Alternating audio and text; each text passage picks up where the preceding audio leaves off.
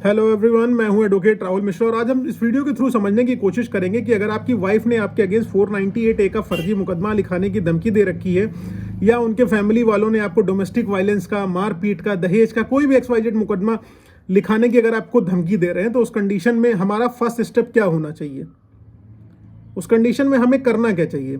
अगर आप किसी लॉयर के पास जाएंगे तो बेसिकली अगर आपको बताएंगे उसको कि वो आपको धमकी दे रही हैं उनके फैमिली मेंबर्स, तो पहले कंडीशन में लॉयर क्या करेगा, कहेगा चलो ठीक है, मैं तुम्हारे 4 मुकदमे लिखा देता हूँ। मैं अपने लॉयर समाज की क्रिटिसिज्म नहीं कर रहा हूँ, क्योंकि आप इतने प्रॉब्लम में होते हैं और आप जाते हैं लॉयर के पास और आप अपनी प्रॉब्लम्स बताते हैं, तो लॉयर बेसिकली वो आपकी हेल्प करने के लिए होता है, तो जो उससे हो पाता है वो आपकी हेल्प करता है। लेकिन मेरा पर्सनल ओपिनियन और अपना पर्सनल एक्सपीरियंस जो बेसिकली वो ये कहता है कि अगर आपको धमकियां मिल रही हैं तो उस कंडीशन में आपको क्या करना चाहिए। लेकिन उससे पहले थोड़ी सी भूमिका समझ लीजिए कि अगर आपकी वाइफ है, आपके साथ पहले रह रही थी, ऑल ऑफ सडन ऐसा हो जाता है कि वो अपने मायके चली जाती हैं और मायके से लौट के आती नहीं है और वहाँ से आपको धमकियां लगातार मिलने लगती हैं। तो कुछ पति बेसिकली इसमें क्या करते हैं, सेक्शन 9 की आप पिटीशन दाखिल कर देते हैं। सेक्शन 9 दाखिल करेंगे, बेसिकली आप उनसे कहते हैं कि आप घर आइए और घर नहीं आएंगे अगर आप, तो आपके खिलाफ कार्रवाई होगी। तो कोर्ट में बेसिकली ये पिटीशन अगर आप दाखिल करने की कोशिश करेंगे तो उसके पास नोटिस जाएगी। अब उसके पास अगर नोटिस जाती है तो नोटिस जाने के बाद तो वाइफ आपकी आग बबूला हो जाएगी, वो कहेगी मुझे कोर्ट कचहरी में घसीटना चाह रहा है। इस कंडीशन में वो आपके ऊपर कम से कम 323, 504, 506, 3/4 DP एक्ट, 498A, 125 का मेंटेनेंस का मुकदमा, डोमेस्टिक वायलेंस का मुकदमा, न जाने कितने मुकदमों की झड़ी इसी नोटिस के बाद लगा देंगी। तो जो भी आपको अगर कोई फर्स्ट स्टेप लेना है, बेसिकली फर्स्ट स्टेप लेना है, सोच समझ कर लेना है। मान लीजिए सेक्शन 9 एक पुरानी बात हो गई। अगर आपका कोई बच्चा है जो 1-1.5 साल का है, तो उस कंडीशन में अगर आप अपने बच्चे की कस्टडी तो नहीं मिल पाएगी आपको जब तक कि मतलब वो 5 ईयर का नहीं हो जाएगा। कस्टडी का तो कोई चांस ही नहीं मिलने का।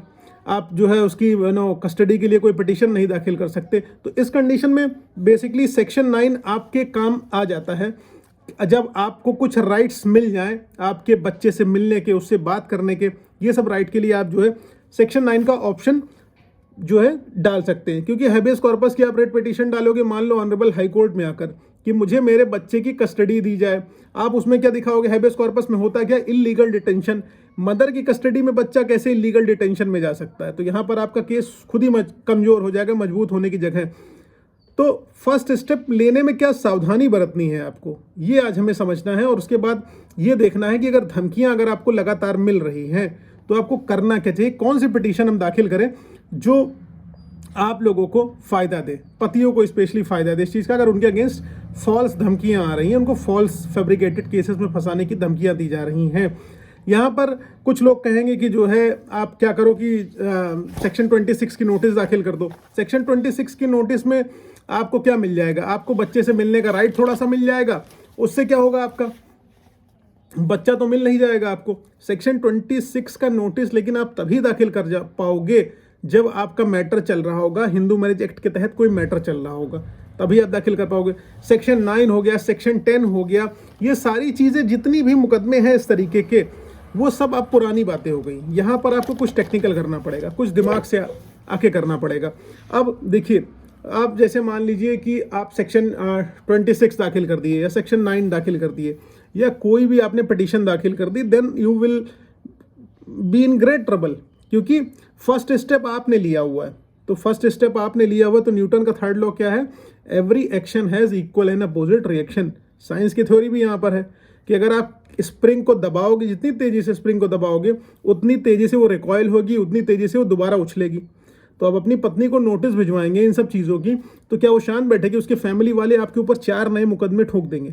जब वो 4 नए मुकदमे आपके ऊपर ठोक देंगे तो आप बचेंगे कहाँ, आप खुद ही परेशान रहोगे, आपका पैसा लॉस होगा, टाइम लॉस होगा, फैमिली प्रेशर आएगा, मदर फादर इल हो जाएंगे, आपको शुगर BP डायबिटीज़ की प्रॉब्लम हो जाएगी, you will not be able to survive, ना वो पार्टी ना आप, दोनों को प्रॉब्लम्स आती रहेंगी। अब सर अगर केस ही ना करूँ, वो लगातार वापस नहीं आ रही हैं, अब मैं कहाँ बैठा रहूँगा, कितने दिन तक बैठा रहूँगा। जी हाँ, बैठने में आपकी इंटेलिजेंस है, पेशेंस रखने में आपका इंटेलिजेंस है, आपका फ़ायदा होगा अगर आप धैर्य रख के बैठेंगे। तो अगर आप कोई पहला स्टेप नहीं लेते हैं किसी चीज़ का, तो अगला भी हो सकता है स्टेप आपके अगेंस्ट ना ले। जब वो स्टेप लेना ही है उसको कि आपके ऊपर 3-4 मुकदमे, उसको तो लिखा नहीं ये श्योर शॉट है। तब उसके बाद काउंटर केस का देखिएगा, काउंटर ब्लास्ट का तब देखिएगा, आपके साथ जो जाती हुई उसके लिए आप करिएगा।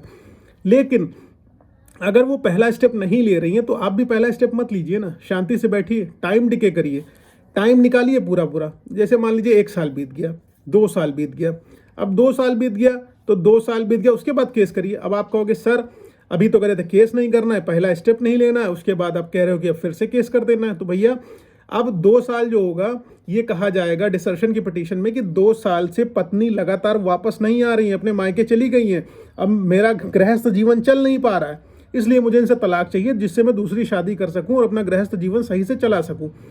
कोर्ट में भी एक ग्राउंड मिल जाएगा आपको कि लगातार पत्नी आपकी वापस नहीं आ रही है 2 साल से, तो क्या पति को अपनी लाइफ नॉर्मलसी के साथ जीने का राइट नहीं है? बिल्कुल है, इसलिए कोर्ट आपके फेवर में हो जाएगी। अब कहोगे कि यार अब तो फर्स्ट स्टेप हमने ले लिया है, अब पत्नी की बारी आती है, अब वो मेरे ऊपर 323, 504, 506, 125 डोमेस्टिक वायलेंस, दहेज, दुनिया भर के मुकदमे लिखा देगी। बिल्कुल लिखाएगी, लेकिन उससे आपका फायदा क्या होना है? आपका फायदा ये होना है, कोर्ट कहेगी 3 साल तुम देवी जी कहाँ थी, कहाँ बैठी थी 3 साल? जब आपके साथ जाती हो रही थी तब आपने मुकदमा लिखाया नहीं, कोई मेडिकल कराया नहीं, अब आप अपने मायके में बैठ के मुकदमा दर्ज करा देंगी। दर्ज तो हो जाएगा मुकदमा क्योंकि महिला है, प्रोविजन है उनको कितने भी टाइम बाद, लेकिन टाइम वैल्यू का भी महत्व होता है, लिमिटेशन होती है कुछ समय अवधि का, कि आपके साथ अगर जाती हुई थी इमीडिएटली तो आपको इमीडिएटली मुकदमा दर्ज कराना चाहिए था, आपने नहीं कराया और आपको इसमें लाभ नहीं मिलेगा, महिला को फिर लाभ नहीं मिलेगा, फिर उसमें पुरुष को लाभ मिलेगा। पुरुष को लाभ इसमें कैसे मिलेगा? आपको एंटिसिपेटरी बेल मिल जाएगी, आपको जो है FIR क्वेशिंग में आ जा सकते हो, आप केस क्वेशिंग में आ सकते हो, आप हर तरीके से मजबूत हो जाओगे, जितना टाइम वैल्यू उसका गिरा ले जाओगे। तो इसलिए पहला स्टेप आप नहीं लेंगे, आप इनिशियल स्टेज पर जाएंगे जब आपके फेवर में चीज़ें होने लगेंगी। आपको पेशेंस इज की टू सक्सेस का कॉन्सेप्ट याद रखना है कि जो धैर्यवान है व्यक्ति है उसी को लाभ मिलता है, तो इसलिए धैर्य रखिए। Slow and study wins the race, आपने कहावत सुनी होगी ना, तो इसलिए स्लो और स्टडी रहिए, कंसिस्टेंट रहिए, आपको मुकदमे में जीत मिलेगी, आपका कोई कुछ नहीं बिगाड़ पाएगा। अब रही बात कि अगर पत्नी के घर वाले आपको लगातार जो है धमकी दे रहे हैं कि हम तुम्हारे ऊपर मुकदमा लिखा देंगे, मान लो वो लगातार टाइम बीत गया, उन्होंने धमकी दिया, अब उसमें क्या करना है? आपको एक इन्फॉर्मेटरी पिटीशन दाखिल करनी है। इन्फॉर्मेटरी पिटीशन बेसिकली आपकी पड़ती है सेक्शन 39 CRPC में, उस पर मैं एक सेपरेट वीडियो बनाऊंगा, मैं आपको दूंगा, उसको आप देखिएगा। इन्फॉर्मेटरी पिटीशन आपको कोर्ट में दाखिल करनी है। यहाँ पर फिर मैं आपको बता दूं, पुलिस के पास नहीं जाना है, पुलिस बुलाएगी फिर महिला को, और अमूमन जो प्रैक्टिकलिटी बता रहा हूँ, महिला रो रो के वहाँ पर बयान स्टेटमेंट देगी, आप रोते रह जाएंगे, आपका स्टेटमेंट, आपकी चीज़ें अप्रोप्रिएट तरीके से नहीं लिखी जाएंगी, वो महिला आपके अगेंस्ट वहाँ पर प्रोविज़न लेके चली जाएगी। तो इन्फॉर्मेटरी पिटीशन आपको कोर्ट में डालनी है जब आपको धमकी मिले। लेकिन ये तो सारी चीज़ें हुई, आप अपने आप को सेफ गार्ड कैसे करें फर्जी मुकदमों से। बहुत सारे लोग मुझे कह रहे हैं कमेंट्स में कि सर आप सिर्फ पुरुषों के लिए वीडियो बना रहे हैं। मैं पुरुषों के लिए वीडियो नहीं बना रहा हूँ, मैं वीडियो उन लोगों के लिए बना रहा हूँ जो लोग प्रताड़ित हैं, फॉल्स केसेस। मेरी भी एक रिलेटिव है, बहुत क्लोज, मैं उनका नाम नहीं ले सकता, और मैं बताऊँ वो ऐसी परेशान है दहेज के मुकदमों में, दहेज के मुकदमा उन्होंने बेचारों ने किया हुआ है। लेकिन मैं बताऊं, आई विल नॉट बिलीव कि पति ने कितनी जातियां उनके साथ करी। मेडिकल रिपोर्ट देख के लगता है कि वो सब राक्षस हैं।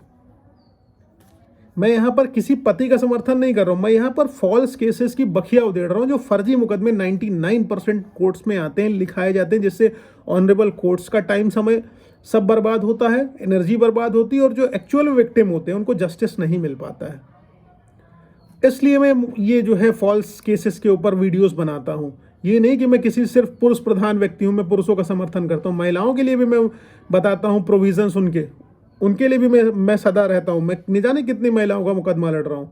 खैर, आप लोगों को अगर वीडियो समझ में आ रहा है तो लाइक शेयर सब्सक्राइब कर देना, और ऐसे ही अपना प्यार बनाए रखना। कॉन्टिन्यूसली आप लोग सपोर्ट कर रहे हैं, अपने कमेंट्स कर रहे हैं। आप लोगों को अगर मुझसे बात करनी हो तो अपना स्लॉट बुक करके मुझसे आप बात कर सकते हैं, मैं आपको एक टाइम दूंगा, उसमें कोई दिक्कत नहीं है। आपकी जो भी ग्रीवांसेस है मैं सॉल्व आउट करने की हर कोशिश करूंगा। आपको मेरा नंबर डिस्क्रिप्शन बॉक्स में मिल जाएगा। साथ ही साथ मैं आपसे रिक्वेस्ट करूंगा कि अगर आप लोगों ने मुझे अभी तक इंस्टाग्राम, ट्विटर पर, फेसबुक पर फॉलो नहीं किया तो प्लीज़ वहाँ पर आपको लिंक है डिस्क्रिप्शन में, जाकर मुझे फॉलो करें और हमेशा मेरे टच में बने रहें। Thank you. जय हिंद।